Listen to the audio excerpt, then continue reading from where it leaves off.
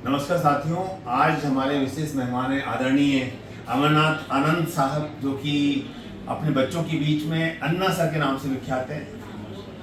कोटा ही नहीं, पूरे भारत में इनकी पहचान अन्ना सर के नाम से है और ये हज़ारों IITian बच्चों को अपने सपने को साकार करने के लिए हेल्प कर चुके हैं और सुपर 30 के आनंद सर इनके गुरु रह चुके हैं। ये हमारा सौभाग्य है कि कोटा में अन्ना सर जैसी हस्तियां हैं और इन्हीं के प्रयासों के कारण कोटा आज शिक्षा की काशी कहलाता है।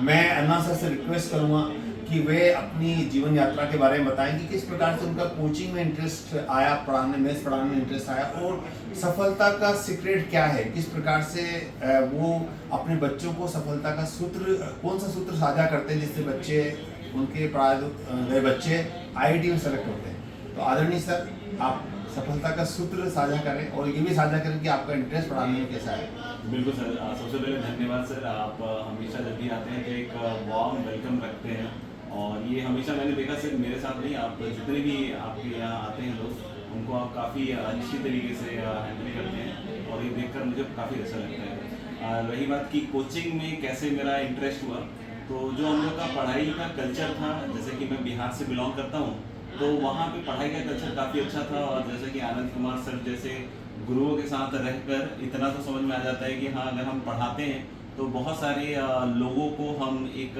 सही राह दिखा पाते हैं। तो कहीं ना कहीं IIT करने के बाद मन में बहुत सारे विचार थे कि किधर जाना है, कैसे जाना है।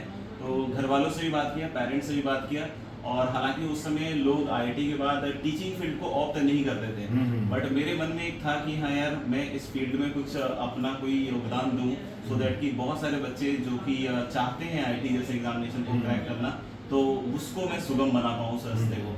तो कहीं ना कहीं ये सबसे बड़ा ध्येय था और माता पिता के आशीर्वाद के साथ मैंने इस चीज़ को ज्वाइन किया और फिर धीरे धीरे बच्चों को पढ़ाना जब चालू किया तो अपने आप एक इंटरेस्ट, एक टीचर का जो इंटरेस्ट है वो क्रिएट हुआ और धीरे धीरे उस चीज़ को करता गया। रही बात उसमें कि बच्चों को मैं क्या इंस्पायर करता हूँ, तो मेरे लिए बच्चों को सिर्फ एक ही चीज़ कहना होता है कि जो भी चीज़ें पढ़ें, क्योंकि हम IIT JEE जैसे एग्जामिनेशन की तैयारी करते हैं, तो फंडामेंटली सीखने की बहुत ज़्यादा कोशिश करें कि जब हम फंडामेंटली अगर अपने आप को स्ट्रॉन्ग करते हैं तो कहीं ना कहीं वो चीज़ आपके एग्जामिनेशन में आपको बहुत हेल्प करती है। और ईमानदारी से अगर हम मेहनत करते जाएंगे तो डेफिनेट सी बात है कि IIT JEE या कोई भी बड़ा एग्जाम हो या कोई भी ऐसी बड़े लक्ष्य के लिए आप तैयारी कर रहे हो, तो सारा कुछ आराम से पूरा हो सकता है। सर, 19 साल में आपने कितने बच्चों को, लगभग कितने बच्चों को IIT में सिलेक्शन हो चुका होगा? काउंट तो आपको टिप्पणी एग्जैक्ट काउंट तो नहीं पता मुझे भी, है ना। लेकिन ये जरूर है कि टॉप 100 के अंदर या टॉप 10 के अंदर बहुत सारे बच्चों को मैंने सेलेक्ट करवाया है मेरे मेंटरशिप में। और अभी ऑनलाइन, जैसा कि अगर आपको पता होगा तो मैं ऑनलाइन भी वर्क कर रहा हूँ, तो उसमें भी काफ़ी सारे बच्चे, तो मतलब हज़ारों की संख्या में ये स्टूडेंट्स होंगे जो IIT तक अपना सफ़र बना चुके हैं मेरे साथ। और आज मैंने अन्ना सर को अपने द्वारा लिखित पुस्तक एक आई सर्जन की डायरी भी भेंट की है और मैं अन्ना सर को हमेशा रिक्वेस्ट करता, जब भी मेरी इनसे बात होती है तो इनकी जर्नी बड़ी इंस्पायरिंग रही है और मैंने इनको कई बार बोला है कि सर आप भी अपनी जर्नी के बारे में टाइम निकाल के जब भी टाइम मिले अवश्य लिखिएगा।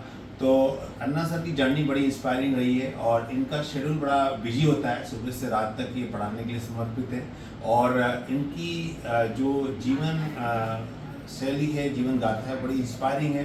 बच्चे, मेरा इनसे परिचय जब नहीं हुआ था तब भी बच्चे इनके बारे में बड़ा हाईली रिगार्ड करते थे और तभी ऐसे मेरी इनसे मिलने की बड़ी इच्छा थी और जब भी आते हैं तो मुझे बड़ा अच्छा लगता है इनको देख के, क्योंकि कोटा में ऐसे हज़ारों फैकल्टी हैं और आप जैसे फैकल्टी सदस्यों के कारण, आप जैसे एक काबिल, एक जुनूनी टीचर्स के कारण ही कोटा का नाम आज विश्व पटल पर शिक्षा की काशी के रूप में छाया हुआ है। और मैं सर आपको सैल्यूट करता हूँ, आपके हॉस्टलों को प्रणाम करता हूँ कि आप इतना अच्छा पढ़ा रहे हैं और आप कोटा को शिक्षा की काशी बनाने में अपना अमूल्य योगदान दे रहे हैं। Thank you sir. बिल्कुल, मेरा मानना ये है कि सर एक लौता आदमी के कारण कभी कुछ नहीं होता। बहुत सारे लोगों ने शुरू से ही कोटा को इस तरीके से मेरे ख्याल से नर्चर किया है और आपका भी बहुत बड़ा इसमें कंट्रीब्यूशन है, क्योंकि जो बच्चे आते हैं आजकल, जैसे आंखों के बारे में बहुत सारी प्रॉब्लम्स रहती हैं और आप लोग उसको अच्छी तरीके से टैकल करते हैं, तो वो भी काफ़ी अच्छा है और ये एक पूरा कहते हैं ना कम्युनिटी ग्रोथ है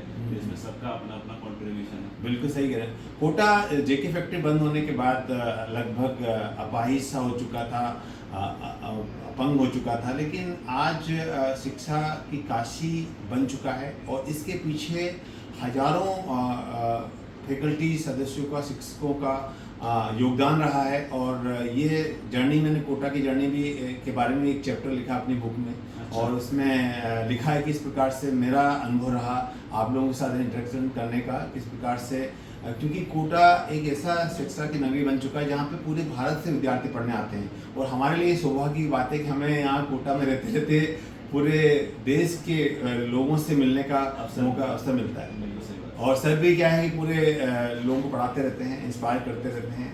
और सर के ऑनलाइन वीडियोज़ भी काफ़ी पॉपुलर हैं और मैं भी देखता रहता हूँ और बड़ा अच्छा लगता है मुझे। तो मैं भगवान से प्रार्थना करता हूँ कि आप इसी तरह से आगे बढ़ते रहें और कोटा का नाम चमकाते रहें। Thank you.